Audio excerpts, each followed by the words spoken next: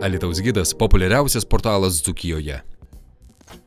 Alytaus miesto gyventojas kaltina Lietuvos draudimą, renkant perteklinę informaciją apie parduotą automobilį. Vyras pasakojo, kad transporto priemonė metams buvo apdrausta privalomuoju civilinės atsakomybės draudimu. Automobilį pardavus, iškilo sunkumų nutraukiant sutartį. Draudikai sutiko iš karto sustabdyti draudimo galiojimą tik tuo atveju, jeigu vairuotojas pateiks polisą ir pirkimo pardavimo sutartį. Alytiškis mano, jog draudėjai tokiu būdu nori sužinoti, už kiek buvo parduotas automobilis. Keista, kad draudimui reikia pirkimo pardavimo sutarties, manau, kad tai yra perteklinė informacija renkama. Visa ta informacija dėl pirkimo pardavimo yra regitroj ir tegul jie užsiklausia, ar parduota ta mašina, ar neparduota. Įdomu, kodėl toksai kaip draudimas tokią informaciją renka. Norėdamas išsiaiškinti, kam draudėjams reikalinga pirkimo pardavimo sutartis, jeigu jie ir taip sistemoje mato, kad automobilis perėjo į kitas rankas, dėl to vairuotojas kreipėsi į vartotojų teises. Kreipėmės ir į vartotojų teises. Jie kažko daug nepakomentavo, tik tai rašykit prašymą, kad paaiškintų situaciją draudimas.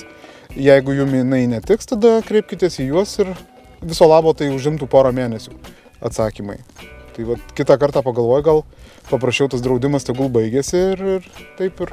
Čia aišku nieko baisaus, kad ta informacija ten, sakykime, bet kam draudimui tai žinoti. Vienintelė tokia problema. Dėl regitros.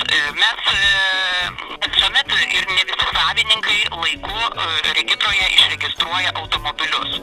Ir ne visuomet ta informacija yra matoma. Todėl mes prašome kliento, kad jis pateiktų pirkimo pardavimo dokumentus automobilio, kad mes galėtumėm įsitikinti, kad automobilis yra parduotas, nuo kurios dienos jisai parduotas ir iš karto, kaip ir minėjau, tą pačią dieną, kai klientas kreipėsi, nutraukti jo privalomojo civilinės atsakomybės draudimo sutartį.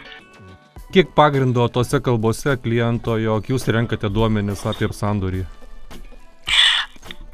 Tikrai nereikalingi mums tokie duomenys ir tikrai mes jų nerenkame.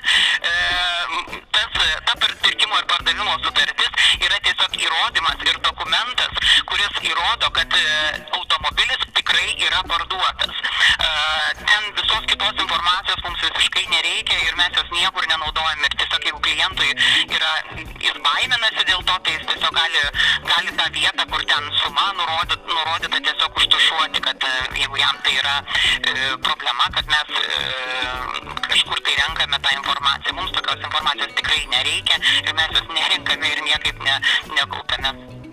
Pagal galiojančią tvarką draudimas nutraukiamas, kai vairuotojas pateikia draudimo polisą ir pirkimo pardavimo sutartį. Jeigu pirkimo pardavimo sutartis nepateikiama, draudimas bus nutrauktas tik po 15 dienų ir bus paskaičiuotas administravimo mokestis, kuris sudaro beveik 12 eurų. Alytaus gidas – populiariausias portalas Dzūkijoje.